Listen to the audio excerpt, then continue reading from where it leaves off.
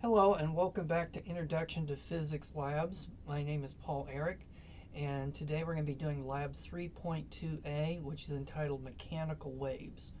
So if you recall, in our previous lab we did harmonic motion, in which you might have had a pendulum and then you pulled the pendulum out and then you let it go and it went back and forth.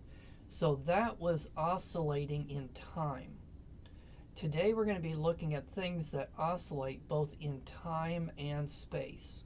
So for example, if you have an ocean wave like this, then that ocean wave is going to be traveling sideways.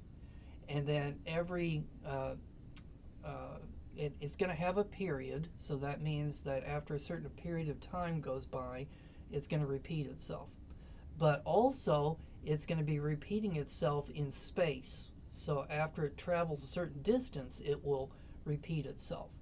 So we're going to be looking at different kinds of mechanical waves. So our purpose for today's lab is to observe transverse and longitudinal waves, observe what standing waves are and be able to predict their wavelengths, calculate the frequency of sound emitted by a pipe, and then predict how the frequency of a sound wave changes as it approaches and recedes from you, and then this is going to be called the Doppler effect. Okay, so let's go down to part one of the lab, which is on longitudinal and transverse waves. Now, I recommend that if you have one, that you get out a Slinky. If you don't have one, you can always look it up on the internet to see what I'm talking about here. But take a look at those two pictures, where in the first picture you have a Slinky and the Slinky is stretched out, and then what they're doing is they're giving it a shove like this, and so that's going to produce longitudinal waves. In the second picture, they're taking the Slinky and instead of giving it a shove, they're going up and down with it, and then that's going to produce what's called a transverse wave.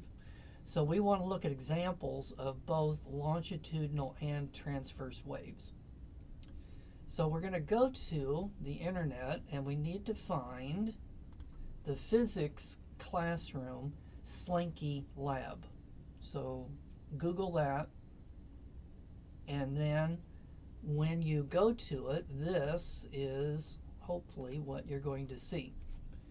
Okay, and then you've got this ball down here, and you can shake the ball back and forth, and then that's going to generate a certain kind of wave.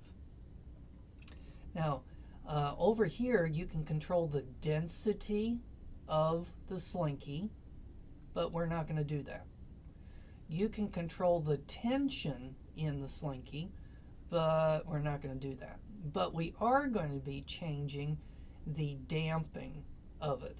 And now this is a very handy thing because I've got it set for manual, and so that means that I can take this thing and I can get a wave started, but you'll notice that it never quits, which is kind of bad. So what we want to do is make that thing stop, and the way I'm going to do that is put some damping on there, and then it brings it to a stop. And then once you're stopped, then you can repeat the experiment. So put the damping back on 0.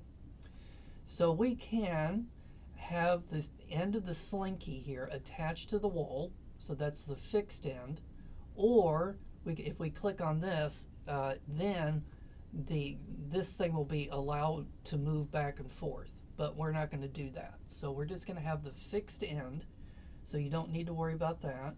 And then we're going to have it on manual, and then but we could do it on pulse and we could do it on continuous, and so if you want to play with those things, then go ahead and do it. But all we need to really do is the manual part. Okay, so if we go back to our lab here, it says set the damping to 0, and we're going to have it on manual, and then grab the gray circle at the bottom of the simulation and then move it back and forth. And then I want you to tell me what kind of wave is generated. And so it's going to be one of these two answers. So I will let you figure out which answer that it is. Okay, now let's take a look at this one. The amplitude of the wave generated is determined by how far you slide the circle. And it says to make one that has a small amplitude and then make one that has a large amplitude. And so what I mean by this is if we go back to the lab, okay, now I'm going to take the ball and I'm going to move it over here to this first line and then back to the center point. Okay, now the amplitude is going to be the distance that the pulse is going sideways. Okay, so it's kind of like the size of the wave. And so the amplitude should have been this distance right here, and then it's also the same thing on the other side. So this would be like a small amplitude. Okay, now let me go ahead and dampen it out so we can do it again. Okay, and now we're going to do it, I'm going to bring it out to here and then back. Okay, so that would be a large amplitude. So you have small amplitudes and then you have large amplitudes.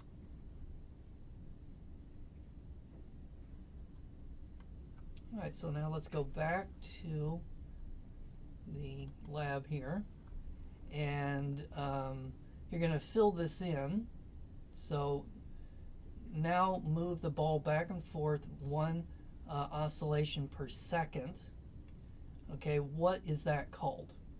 Okay, so what is it called when something is oscillating a certain number of times per second that has a certain word? So go ahead and fill that in. And then make a series of waves that have a low frequency and a high frequency. Okay, now increase the damping, and then what happens to the wave? Well, I've already been showing you what happens to the wave. And then where do you think the energy that was used to make the wave went? Because you're taking your hand, well, that takes a certain amount of energy to go back and forth with your hand. What happened to that energy in the slinky? So think about that.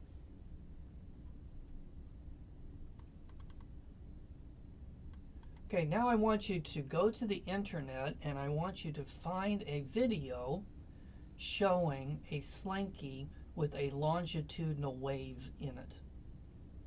Okay, and you're going to give the web address, and then you're also going to take a snippet of it, and then you're going to paste that picture in the document there. Okay. Okay, let's take a break. When we come back, we're going to go to the physics classroom simple wave simulator.